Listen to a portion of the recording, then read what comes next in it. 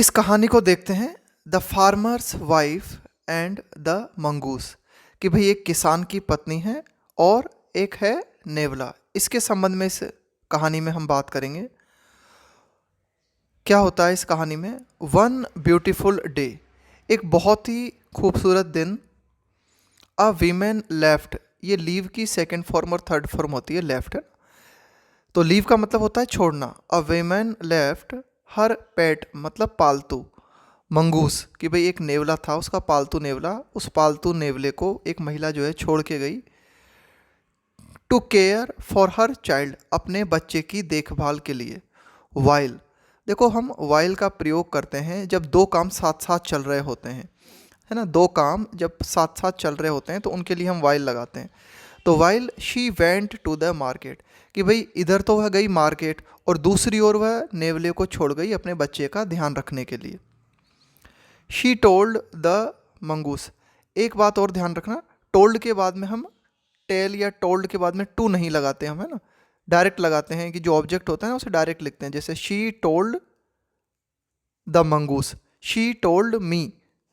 She told the mongoose, उसने mongoose को कहा, नेवले को कहा, to take care of the baby, बच्चे का ध्यान रखने के लिए।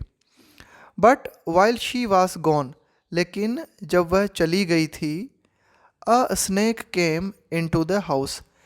इनटू प्रपोजिशन का हम प्रयोग करते हैं मूवमेंट के लिए। जब आप एक स्थान से दूसरे स्थान की ओर जो मूव करते हो, है ना, एक जगह से दूसरी जगह मूव करते हो, तो उसके लिए हम लगाते हैं into. A snake came into the house, कि एक सांप जो है वह घर में आया।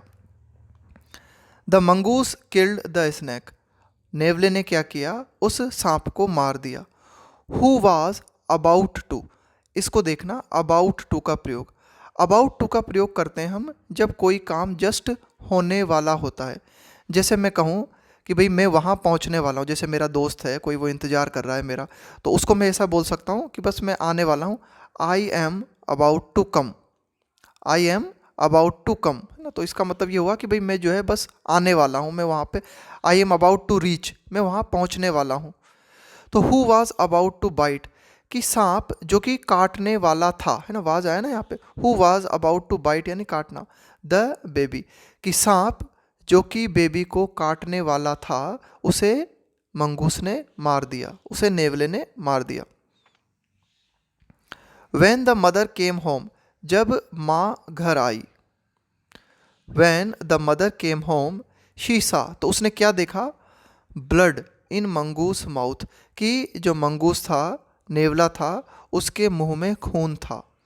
शी थॉट, फिर उस महिला ने सोचा, इट, अब ये इट जो है ना हम जानवरों के लिए लगाते हैं ना, कि भाई इट का प्रयोग करते हैं जानवरों के लिए, और जो छोटे बच्चे होते हैं उनके लिए भी हम इट का प्रयोग करते हैं। She thought it had hurt the baby, तो उसने क्या सोचा कि मंगूस ने मेरे बच्चे को नुकसान पहुंचा दिया, है ना। हर्ट का मतलब है चोट पहुंचाना। सो शी चेस्ड हिम अवे, तो उसने फिर क्या किया, महिला ने, शी चेस्ड हिम अवे। देखो चेज का मतलब क्या होता है, किसी को, किसी का पीछा करना। चेज अवे ये एक फ्रेजल वर्ब होती है हमारी। चेज अवे का मतलब होता है किसी को खदेड़ देना। खदेड़ देने का मतलब है कि भाई किसी को पीछे से पड़ के उसको भगा देना। तो फाइनली उस महिला ने क्या किया, उस नेवले को भगा दिया, है ना, बिल्कुल। So she chased him away. But when she saw, लेकिन जब उसने देखा, that the baby was fine, कि उसका बेबी तो बहुत सुरक्षित था। And a dead snake was lying, lying का मतलब है पड़ा हुआ था, नियर बाय का मतलब है पास में, और एक मरा हुआ सांप पास में पड़ा हुआ था।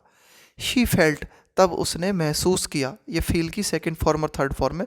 तब उसने महसूस किया, क्या महसूस किया, बड़ा ही दुखी महसूस किया उस महिला ने। हाउ फुलिश वाज आई, मैं कितनी मूर्ख थी। आई जज्ड द पेट, यहाँ पेट आया है उस पालतू नेवले के लिए।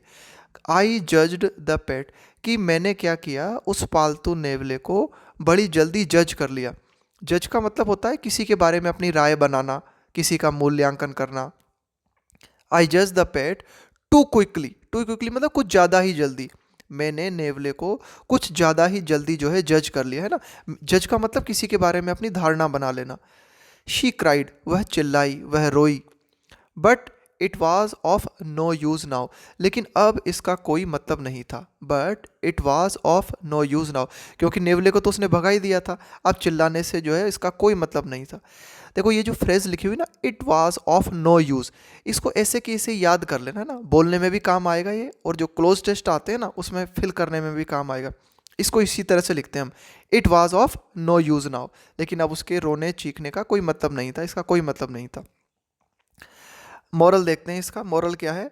इस कहानी का मॉरल है कि वी मस्ट नॉट जज any one quickly, we must not जज, कि हमें किसी के बारे में भी जो है धारणा नहीं बनानी चाहिए जल्दी, एनी वन क्विकली, कि किसी को भी हमें बहुत ही क्विकली जज नहीं करना चाहिए, हमें थोड़ा सोचना चाहिए, थोड़ा विचारना चाहिए, थोड़ा टाइम देना चाहिए, और इसके बाद ही हम जो है हमें हमारी राय बनानी चाहिए किसी के भी बारे में। देखो ये बच्चा कितना आसानी से जो है कितना मस्त तरीके से सो रहा है।